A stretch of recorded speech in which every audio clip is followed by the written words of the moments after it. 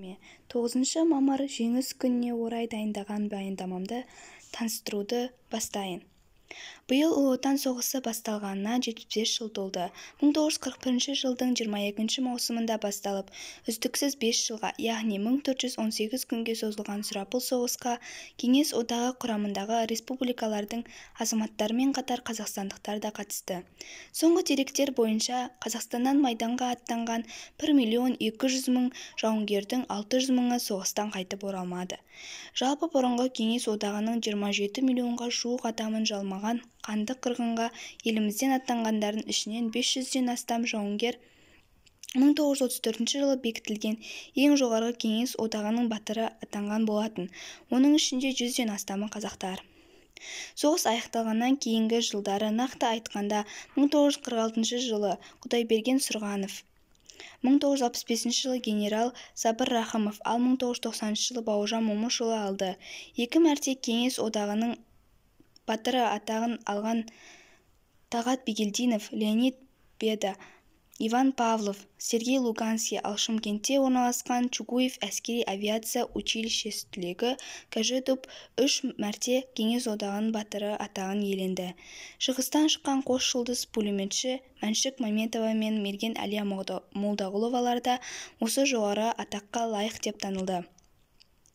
Мәскеу үшін шайқаста ерлік көрсеткен қазақтар. Бауыржан Момышұлы 1941 жылы Ұлы Отан соғысы басталысымен майор Панфиловтың басшылығымен Алматы маңында жаңадан жасақталған 316 атқыштар дивизиясының құрамында майданға аттанып, жауға қарсы шайқасады.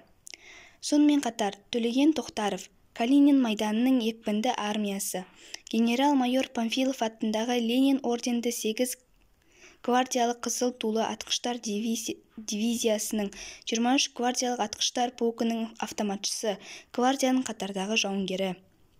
Мәлік Ғабдуллин 1941 жылы Ұлы Отан соғысы басталғанда алғашқылардың бірі болып өз еркімен майданға аттанады. 1941 жылдың қыркүйегінен бастап соғыстың соңына дейін отанды қорғау борышын абыроймен атқарады. Талғат Бигелдинов Кеңес одағының 2 мәрте батыр атағын иеленген жалғыз қазақ қана емес, сонымен бірге ол 2 мәрте Кеңес одағының батыры атағына ие болған шығыстан шыққан жалғыз ұшқыш батырымыз. Ленинград үшін шайқаста ерлік көрсеткен қазақ батырлары Нұркен Әбдіров шайқаста ержүректілігімен, іскер қимылдарымен көзге түсті. Жаудың оқ-дәрі, қару-жарақ қоймаларын, адам күші мен ұрыс техникасын жойды. Сұлтан Баймағамбетов 1940 жылы әскер қатарына алып, 1941 жылдың маусым айынан бастап Ұлы Отан соғысына қатысты. Алдымен мергендер ротасында, кейіннен пулеметшілер бөлімшесінде қызмет етті. Қазақ халқының батыр қыздары Әлия мен Мәншік бірін-бірі толықтырып, әрі бірін-бірін байытып тұратын тұлғалар. Екеуінің қанды майдан қырғынға кірген жерлерінің арасы да бір-бірінен қашық емес.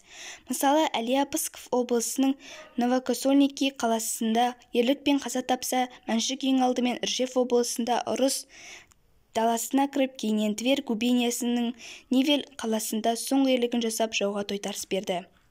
Ерлікке тағзым 1945 жылы 2 мамырда Берлин қаласы алынды. Рейхстаг қабырғасына алғашқы болып ту тіккен Рақымжан Қошқарбаев.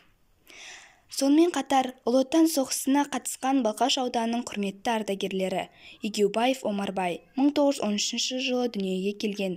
1942-45 жылдар аралығында Украина майданында болған. Қасейінов Мұхамедияр 1923 жылы Алматы облысы Балқаш ауданы Бояулы ауылында туған. 1942 жылы соғысқа аттанып, 1943 жылы жарақат алып ауылға оралған. Торбаев Ербосын 1909 жылы Қарау елді мекенінде қарапайым отбасында дүниеге келген. Ұлы Отан соғысы басталғанда 1942 жылы күз айында отау қорғауға аттанды. Ерлікке тағзым.